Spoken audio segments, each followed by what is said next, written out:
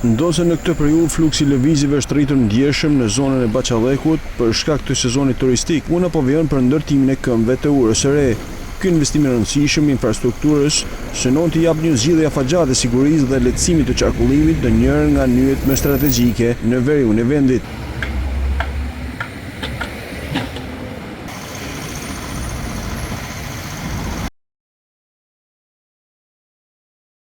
Inxhinierët dhe punonësit në teren po punojnë për realizimin e fazave kryesore të projektit, që përfshin ngritjen e bazamenteve dhe strukturave mbajtëse të urës.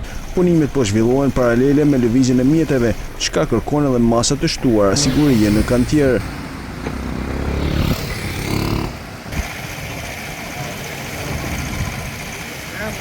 Ndërtimi i urës së re të Bachallekut konsiderohet një vepër me rëndësi të veçantë për gjithë rajonin e Veriut, edhe pse zhvillimi i punimeve në këtë periudhë kërkon mirëkuptimin nga drejtuesit e mjeteve.